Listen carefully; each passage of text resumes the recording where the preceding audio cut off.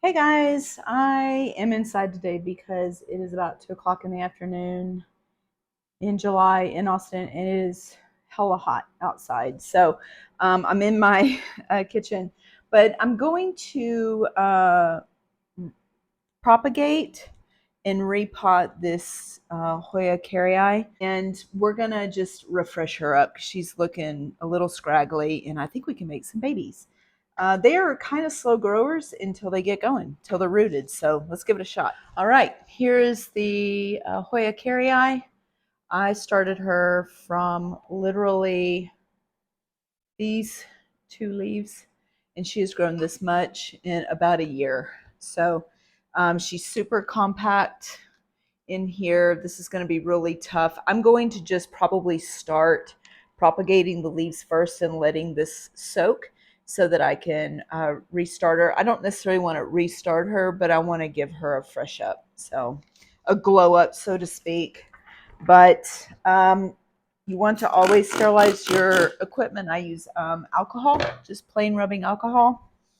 And we're going to start, I think I'm going to, this leaf is kind of small, so I don't really want to propagate that one necessarily, although it probably would be okay. You see those aerial roots there? All right, I'm going to do it. I'm going to clip down here. There's a bamboo pole holding this one up. These are really thick-stemmed Hoya, and so they can break if they snap or they lean over too much. I'm just trying to look and see what I want this base pot to look like, although I'm probably going to propagate her again at some point. But I think I'm going to cut right here, and that's going to be my base plant. You'll notice Hoya's got this white sap. Some do, most do, many do. And I'm looking at this one, and I think I'm going to cut it here and here. And these top ones, the tiny little ones right here, they probably won't propagate.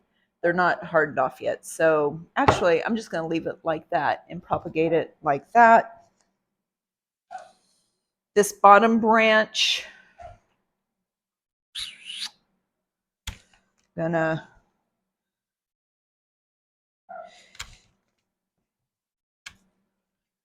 they're a little tricky because of their internodular spacing, but I'll show you what I'm doing here in a sec. And this is just so I know which side is up and which side is down. But I'm going to leave these kind of long so I know that that's how the plant needs to be planted instead of like that, although that obviously makes sense. But if you have vining plants that go down, sometimes they look backwards when you plant them. So I'm just going to be really careful with these and put them right side up. I am going to go ahead and take this plant and plop it in some water so that it starts to soften up. I'm going to take my pots, my propagation pots. I have washed these. This is just mineral deposits because I have hard water. But that's all it is. It's just hard water, mineral deposits. I'm going to take some sphagnum, squeeze it out like you would a wet sponge, kind of lightly pack it in there.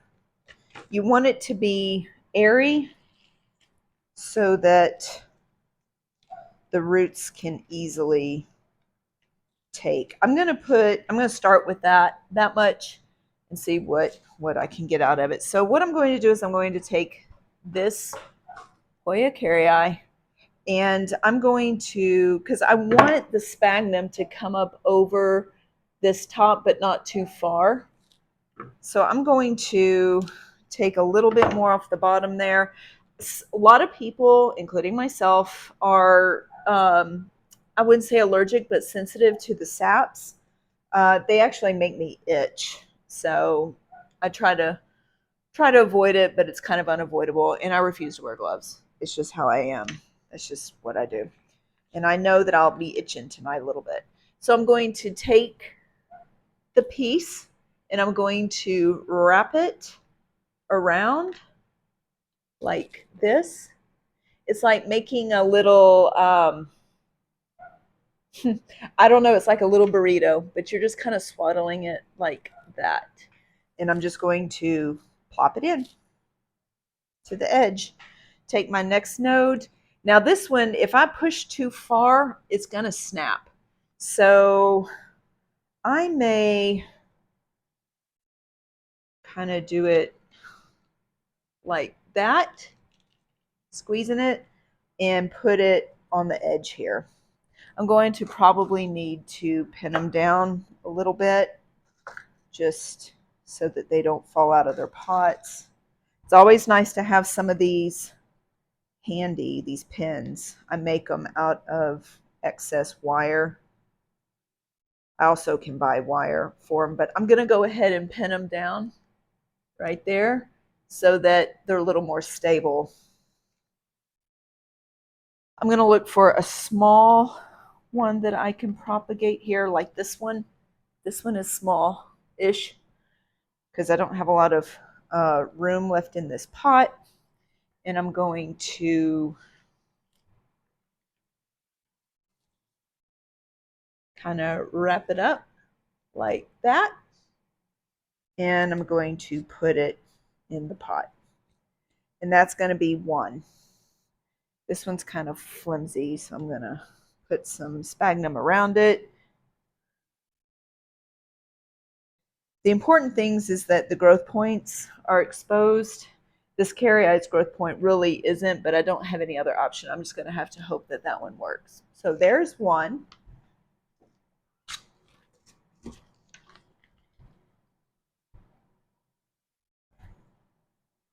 wonder what this one's looking like now. Okay. I'm going to actually work on this one because it was in a really small pot. So I'm going to lightly just using my fingers like this. I'm not really, if it's not coming off easily, I'm not going to force it.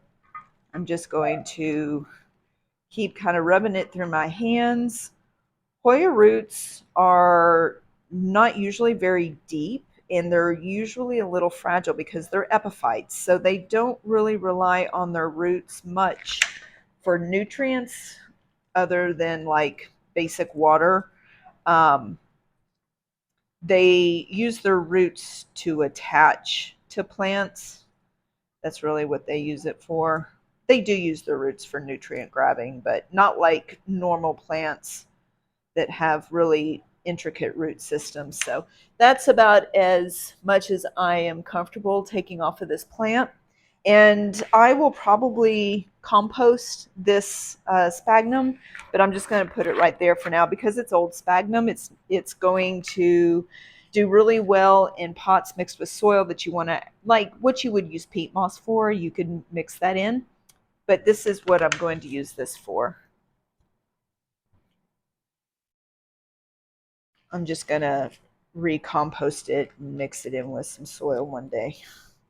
I don't like throwing anything away. I will throw it away if I suspect bugs or problems, but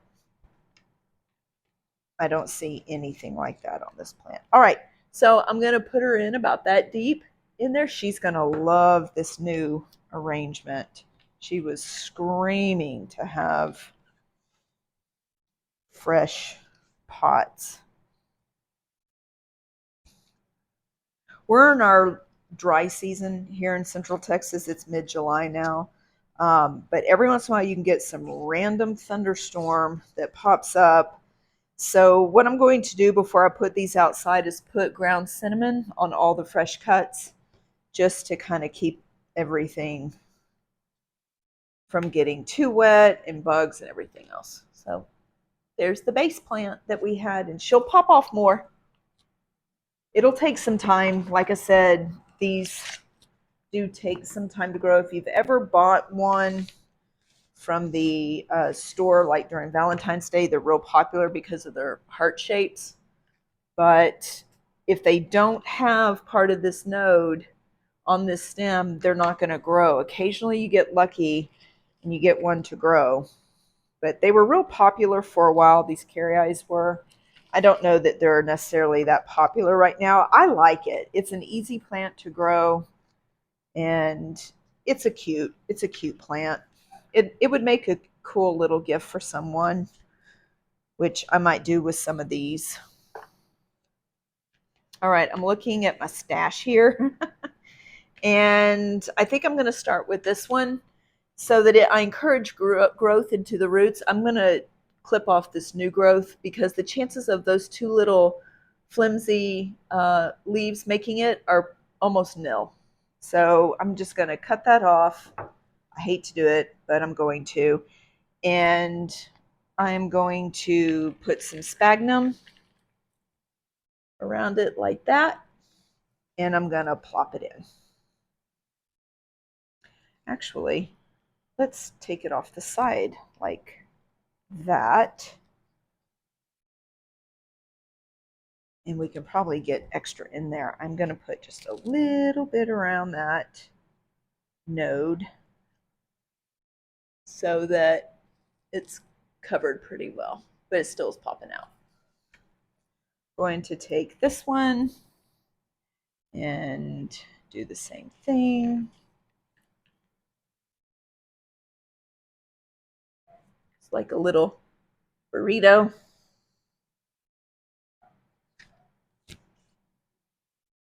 I'm going to pin this one down.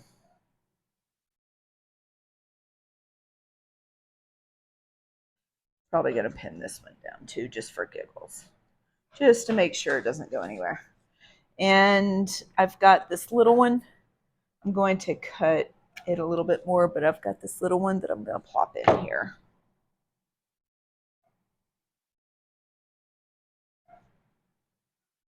Boy, I don't mind being a little crowded. At least this one doesn't mind it. All right, there's my second propagation. Let's do, I think I'm going to try to get all of these into one more. If not, I may have to do two.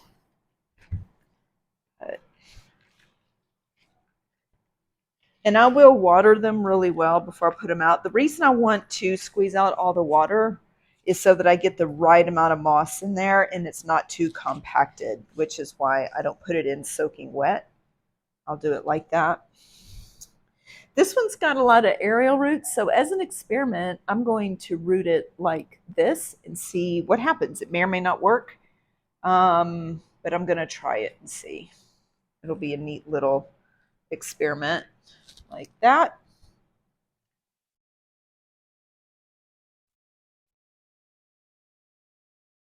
Squeeze it out. These I can squeeze with the moss on it because the stems are very hard.